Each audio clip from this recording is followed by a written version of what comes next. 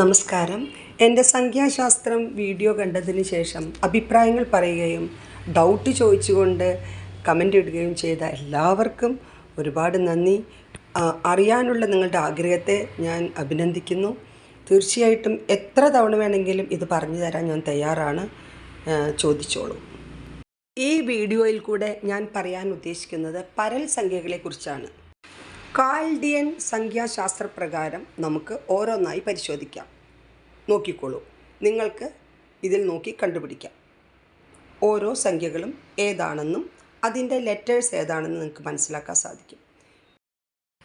ഇതോടൊപ്പം ഞാൻ ഒരു പേര്, അതിൻ്റെ നാമസംഖ്യ, വിധിസംഖ്യ, ജന്മസംഖ്യ എന്നിവയോടൊപ്പം അവയുടെ ഗുണങ്ങളും ദോഷങ്ങളും പറയുന്നുണ്ട്.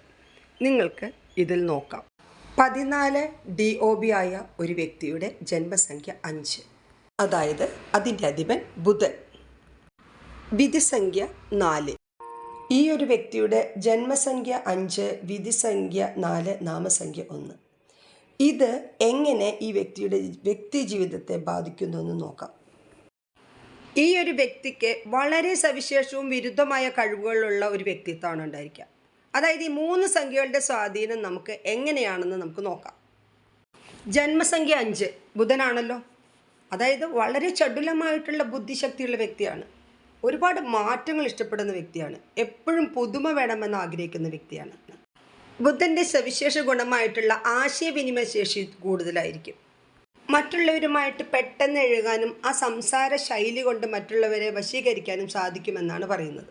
ഇങ്ങനെയൊക്കെയാണെങ്കിലും അവർക്ക് നിയന്ത്രണങ്ങളും കെട്ടുപാടുകളൊന്നും അവർക്ക് താല്പര്യമില്ല. സ്വതന്ത്രമായിരിക്കണം, അതാണ് അവരുടെ ആഗ്രഹം. ഇനി നമുക്ക് വിധിസംഖ്യ 4 നോക്കാം. അതായത് രാഹു എന്നറിയുമ്പോൾ തന്നെ നിങ്ങൾക്ക് നെറ്റി ചുളിയുന്നുണ്ടായിരിക്കും. പക്ഷേ രാഹു കഠിനാധ്വാനം നൽകുന്നു എന്നല്ലാതെ ജീവിതത്തിൻ്റെ താളം അപ്പാടെ മാറ്റുന്നതായി കണ്ടിട്ടില്ല. സ്വപ്നജീവിയേക്കാൾ ഇവർ പ്രായോഗിക തലത്തെ കൂടുതലായി ചിന്തിക്കാൻ സാധ്യതയുണ്ട്. നോക്കൂ, ഇവിടുത്തെ രാഹു വിധിസംഖ്യ 4, ജന്മസംഖ്യ 5 നൽകുന്ന ചാഞ്ചല്യമായിട്ടുള്ള എപ്പോഴും മാറ്റങ്ങൾ ആഗ്രഹിക്കുന്ന മനസ്സിനെ നിയന്ത്രിക്കാനായിട്ട് ആ 4-ന് സാധിക്കും, അഥവാ രാഹുവിന് സാധിക്കും. അതായത് ഈ രാഹു ലക്ഷ്യബോധത്തോടെ കഠിനാധ്വാനം ചെയ്യാൻ പ്രേരിപ്പിക്കുന്നു എന്ന് മനസ്സിലായില്ലേ? അപ്പോൾ നമുക്കിനി നോക്കേണ്ടത് നാമസംഖ്യയാണ്. നാമസംഖ്യ 1, സൂര്യനാണ്. എല്ലാത്തിനും ഔദ്യോഗിക പവർ കൊടുക്കുന്ന, നേതൃത്വം കൊടുക്കുന്ന, നേതൃത്വ പാഠവം സൂചിപ്പിക്കുന്ന ഒരു നമ്പറാണ് 1. ടാറോട്ട് കാർഡിലും മറ്റ് എവിടെയും 1 എന്ന സ്ഥാനത്തിന് വളരെയധികം ഇമ്പോർട്ടൻസ് ആണ്. സ്വയം തീരുമാനമെടുക്കും, മറ്റുള്ളവരെ കൊണ്ട് അനുസരിപ്പിക്കും, കഠിനമായിട്ടുള്ള ആഗ്രഹമുള്ള വ്യക്തികളായിരിക്കും. ചെയ്യുന്ന പ്രവൃത്തിക്ക് ഉറച്ചു നിൽക്കാനും ആത്മാർത്ഥതയോട് ചെയ്യാനും അവരെ മടിക്കാത്ത വ്യക്തികളായിരിക്കും. മൊത്തത്തിൽ ഈ 3 സംഖ്യകൾ കൂടി ചേരുന്ന സമയത്ത് ബുധൻ്റെ ബുദ്ധിശക്തി, അതുപോലെ തന്നെ രാഹുവിൻ്റെ അച്ചടക്കം, അതുപോലെ സൂര്യൻ്റെ നേതൃത്വ പാടവം ഒത്തുചേർന്നിട്ടുള്ളൊരു വ്യക്തിത്വം ഉണ്ടാവുക. അപ്പോൾ ജന്മസംഖ്യ 5 പുതിയ ആശയങ്ങൾ നൽകുമ്പോൾ വിധിസംഖ്യ 4 അത് നടപ്പിലാക്കുന്നു, 1 അതിൽ വിജയത്തിലെത്തിക്കുന്നു. മനസ്സിലായോ?